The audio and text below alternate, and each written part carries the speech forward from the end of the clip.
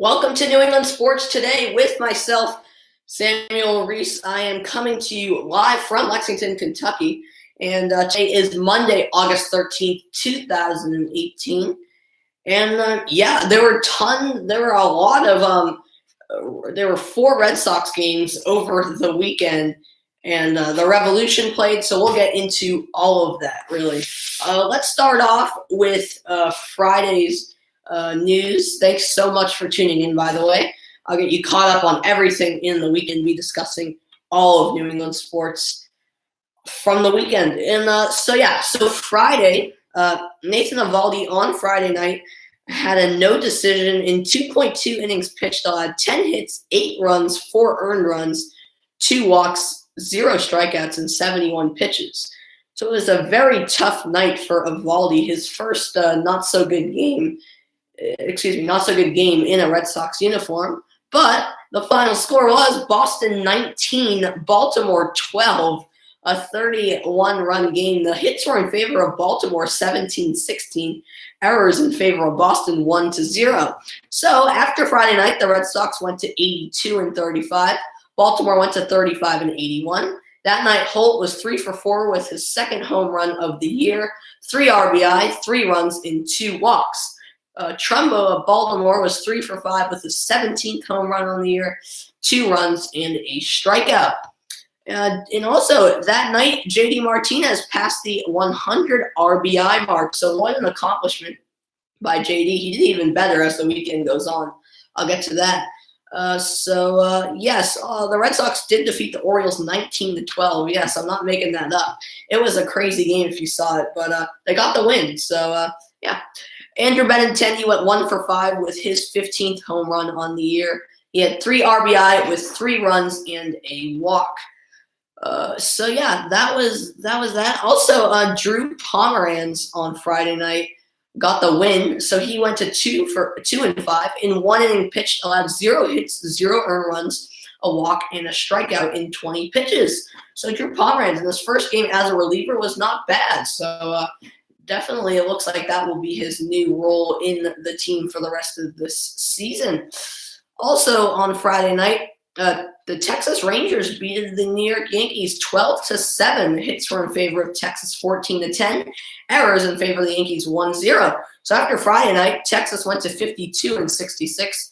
The Yankees went to 72-43. Guzman of the Rangers was 3 for 5 with 3 solo home runs, which got him up to 12 on the season. And Gardner on the Yankees went 1 for 4 with a solo home run, his 10th of the year. So Guzman was lights out that night, which helped the Red Sox, actually, getting the Yankees to lose. So the AL East standings after Friday night looked like this. Boston was 82-35. The New York Yankees were 72-43, 9 games behind. Tampa Bay 59-57, 22.5 games behind. Toronto 52-63, 29 games behind. And Baltimore 35-81, 46.5 games behind. Also, a report that Tom Brady is dealing with minor back soreness, so a little bit of a concern for the Patriots, but it doesn't seem too serious. Tom Brady seemed to be laughing on the sidelines. He stood on the sidelines the whole 3-hour game, so it can't be too serious, you'd think. Hopefully not too much of a concern. Doesn't seem like that big of a concern, but we'll see. Something to keep an eye on, but he should be fine. So Tom Brady really has been like Iron Man. Here are his games by year. In 2007 season games. In 2016, played 12 regular season games because of his suspension for the first 4 games and 3 postseason games.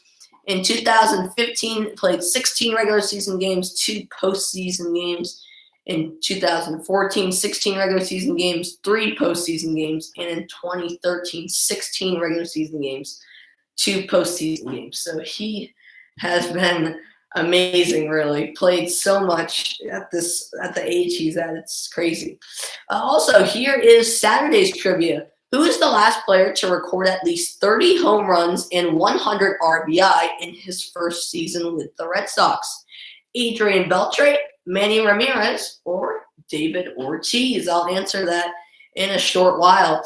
Also, here is what to watch for the Celtics. Here are games of note.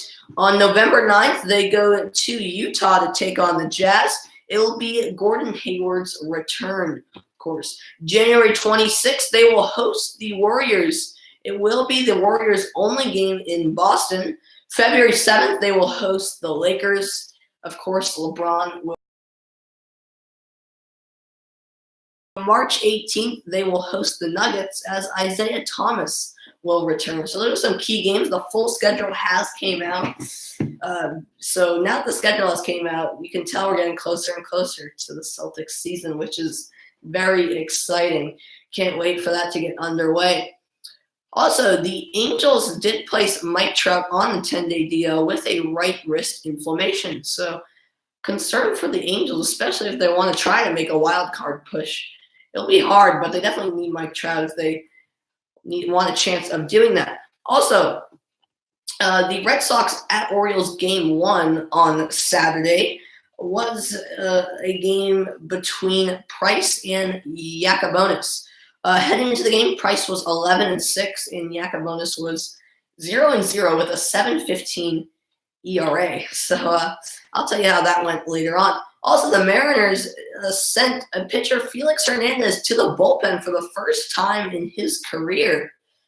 So pretty interesting there. Also, let's answer Saturday's trivia right now. The question was, who is the last player to record at least 30 home runs and 100 RBI in his first season with the Red Sox? The choices were Adrian Beltre, Manny Ramirez, or David Ortiz. The answer is David Ortiz. He had 31 home runs and 101 RBI in 2003. And what's really hard to imagine is that JD Martinez, he's already passed 31 home runs by like 5 or 6, and he just got his 100th RBI, and he'll get well over 101, that's for sure, because there's still plenty of the season left. So he's even breaking Big Papi's record. That's crazy. Also, the Friday night sensation, Jeimer Candelario made a nice basket catch. Also, David Bote made a fantastic catch. And Georgia Little League tried to give their coach a Gatorade shower. Didn't really go as well as planned, as they put ice. They had ice in it. Not a good idea, but anyway, they got the win. They're moving on to the next round in the regionals. So good for them. That's all of Friday night's news. Now let's get to Saturday. The Red Sox did have a doubleheader versus Baltimore. So in game 1, the final score was Boston 5, Baltimore 0. The hits in favor of Boston 9-5.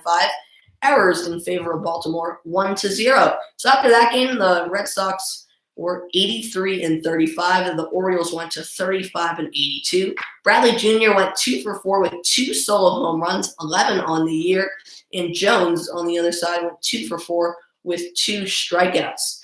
So so a good performance by Jackie Bradley for sure, as the Red Sox did defeat the Orioles 5-0 in game 1. And then in game 2, the final score was Boston 6, Baltimore 4. Hits 7 apiece, errors 0 apiece. So the Red Sox then went to 84-35. Baltimore went to 35-83. Martinez went 2 for 2 with 2 home runs, 37 on the year with 3 RBI and 2 walks. Mancini, on the other hand, for the Orioles, went 3 for 3 with a solo home run, his 17th on the year, with 2 RBI and 2 walks. So JD Martinez with a lights-out performance on Saturday night in Game 2 of the doubleheader. So yes, the Red Sox defeated the Orioles 6-4 in Game 2, had 2 wins on the day. So JD Martinez did hit 2 home runs Saturday night versus the Orioles. So now he leads the MLB with 37 home runs. It's crazy. So yesterday's starters for the Red Sox at Orioles was Chris Sale, the lefty, versus Alex Cobb, the righty. Heading into the game this season, Chris Sale was 11-4 with a 2.04 ERA. His career at Baltimore heading in was 5-1 with a 2.18 ERA. Cobb, on the other hand, this season heading into the game a little rough, 3-14 with a 5.55 ERA. His career versus Boston heading in was 7-5 with a 4.04 ERA. So I'll tell you how that went in a second. Also, Chris Sale, with the left shoulder inflammation, didn't make his first start since July 27th. it was good to see that. But how well did he perform? I'll tell you in a second. So, yes, the Red Sox at Orioles yesterday was Sale 11-4, 2.04 ERA versus Cobb 3-14 with a 5.55 ERA.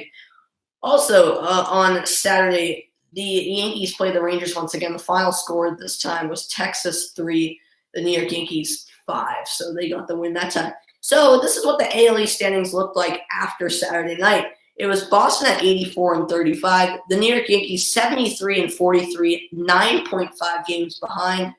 Tampa Bay 60-57, 23 games behind.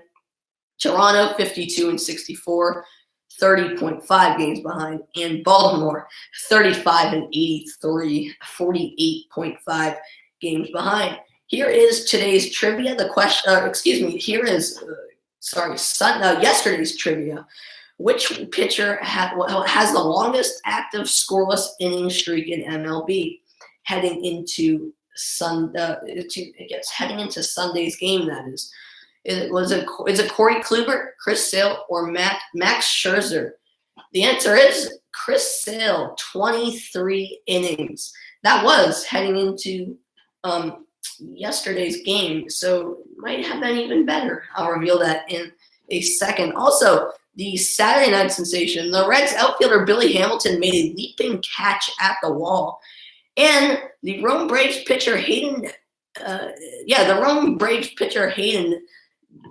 Deal threw a 2-pitch, 3-out inning. Yes, it actually happened for the first time ever because it went to extra innings. And in the minor leagues, they start with the man on second base. So on the first pitch, they got the out and tagged the man out at second. So after one pitch, it was already 2 outs. And then the second pitch, it was a catch from the outfielder. And just like that, it was a 2-pitch, 3-out inning. Very rare occurrence. It will be interesting to see if we'll see something like that ever happen again. So what a Saturday night sensation that was. Also, speaking of Saturday night, the New England Revolution took on the Philadelphia Union. They were trying to bounce back from the slump they've been in. A key matchup heading in, the Revolution were in the last playoff spot, 2 points ahead of the Philadelphia team they played. And the final score was New England 2, Philadelphia 3. So an absolutely disappointing loss for the Revolution. Philadelphia's Elliott opened the scoring twice with a goal in the 14th and 24th minute. So at the half, Philadelphia is winning 2-0. Things were definitely looking ugly. But then to open the second half, Andrew Farrell scored in the 46th minute, really right at the start of the second half. So then they had the momentum, and Zahibo scored in the 64th minute. So things were looking good. They tied the game 2-2. They would try to go for the win, but then a handball on Delamea in the box. Not sure really what he was doing. And Pikal of Philadelphia scored on a penalty kick in the 76th minute. And the Revolution didn't have enough to at least get a draw out of that. So Philadelphia leapfrogged the Revolution in the standings. So now Philadelphia is 1 point ahead of New England. And now Philadelphia is in the playoff spot. New England, as of now, are outside of the playoffs in 7th place with 29 points. That game taking place at Gillette Stadium. So a disappointing result and very worrying for the New England Revolution. Hopefully they can get into the playoffs, but not looking good right now. They just need to get out of that slump, really, because they were looking pretty good early on in the season, but lately not too good. So that's the Revolution. We'll be talking about their game. Their next game is Saturday. They play – I completely forget who they play, actually. The Revolution will be taking on DC United. That's right. It'll actually be on on Sunday at 7:30 p.m. It will be nationally televised on Fox Sports 1. Hopefully they can get the win out of that game. DC United being the worst team in the league, I think. No, San Jose is the worst team in the league. Second worst team in the league, worst team in the East. Oh, they got a huge win last night. I'm getting a little off topic, sorry. But DC United getting a huge win last night over Orlando at the last second, really, with Wayne Rooney making a key tackle. So, yeah, so hopefully New England can win that game. But it will be a huge one on national television, too. So going back to the Red Sox, they had their last matchup of the 4-game series yesterday, and Chris Sale yesterday was dominant. Coming back from injury, he got the win, which puts him to 12-4 on the season. In 5 innings pitched, allowed just 1 hit, 0 earned runs, had 0 walks with 12 strikeouts in 68 pitches. For any of those Red Sox fans like me, I'll admit it, worrying about him coming off his shoulder injury, I think all that worrying is put to bed after striking out 12 batters in just 5 innings, doing his job really. So good to see the conductor, Chris Sale, back to really being who he was before that injury. In his last 7 starts, he's been really unbelievable. With a 6-0 record, has had a .20 earned run average, allowing just 22 hits, 6 walks with 79 strikeouts in 44 innings pitched. Those numbers are absolutely incredible. So Chris Sale absolutely continues to impress. Anyway, the final score of yesterday's game was Boston 4, Baltimore 1. Hits were in favor of Boston 9-5. Errors in favor of Baltimore 1-0. So now the Red Sox are at 85-35. And Baltimore, on the other hand, 35-84. Sale, as I mentioned, got the win. 5 innings pitched, just a hit allowed, 0 earned runs, 0 walks, 12 strikeouts. Nunez, on the other hand, for Baltimore, was 1 for 2 with 2 walks and a strikeout. So the Red Sox sweep the Orioles, swept them as expected, and a good win. And now they're 5-0 games above 500. It's hard to think about, but it's hard to imagine, really, but it is true. 55-0, that is, games ahead of 500. That's crazy. So tomorrow's expected starters for the Red Sox at Phillies is Rick Porcello taking on Nick Pivetta. They're both righties. This season, Porcello is 14-5 with a 4.17 ERA. And his career interleague is 19-8 with a 4.22 ERA. Pivetta, on the other hand, this season is 7-9 with a 4.51 ERA. His career interleague is 2-2 with a 2.97 ERA. So Rick Porcello coming off a very bad performance, really, versus Toronto. Hopefully he'll bounce back. Hopefully it's just a one-night thing. You'd expect him to bounce back, and hopefully he'll be back to who he was. Definitely still having a great season, despite that awful game the other night, really. But as a decent career versus interleague opponents, Pivetta, on the other hand, not too good a record, and not a good ERA either. An all right career versus interleague. So the Red Sox should have the edge unless Porcello plays as bad as he does yesterday. But from a guy like Porcello, you don't expect him to have two bad games in a row like he did. So hopefully he'll be back to who he was before. So the Red Sox at Phillies coverage does begin tomorrow at 6 p.m. Eastern time. Also shifting to the PGA Championship, the final leaderboard was first place was Brooks Koepka with a -16 par to par, and 2 was Tiger Woods. He almost did it with a -14. He was so close, but not quite pulling it off, but still impressive nonetheless. Third was Adam Scott with a -13, and tied for 4th was Stuart Kink with a -11 and John Ram with a -11. 4 players were tied for 6th with a -10. So yeah, Tiger Woods almost pulling it off, but not quite. Still a good effort though. Also, today's trivia is, who is the only Red Sox player to register 3 100-run seasons before turning 26? Jacoby Ellsbury, Ted Williams, or Carl Yastrzemski? I'll answer that right now, actually. The answer is Ted Williams. So yeah, it's pretty special for J.D. Martinez to do something Ted Williams did back in the day. Also, the overnight sensation, that's what we will end with. The Rangers' Joey Gallo took a home run away from the Yankees' Austin Romine. What a catch it was. Also, the White Sox' Adam Engel made his third home run robbing catch of the week. So pretty impressive all around. So yes, thank you so much for tuning in. We had a ton to catch you up on. But I hope you're all caught up now. We'll be back tomorrow.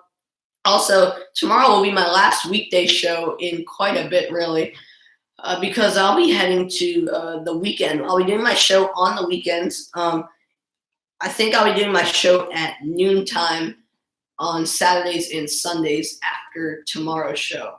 So I'll be on Saturdays and Sundays at noontime. It's not official that it will be at noon Eastern, that is, 9 a.m. Pacific. But I'm pretty sure that's what it'll be. I'll let you know by the end of tomorrow's show, but I'll definitely keep you updated. I'll still have the show. It'll still be great.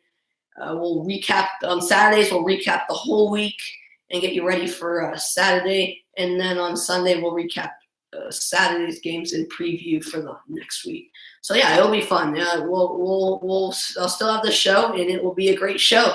So thank you so much for tuning in, and we'll see you tomorrow. Because by the way, school starts for me on Wednesday. That's why I will not be on during the week anymore. I'll be too busy, unfortunately. I would do my show every day, every weekday, but unfortunately I can't. So yeah, so I'll be on the weekend, so make sure you tune in then.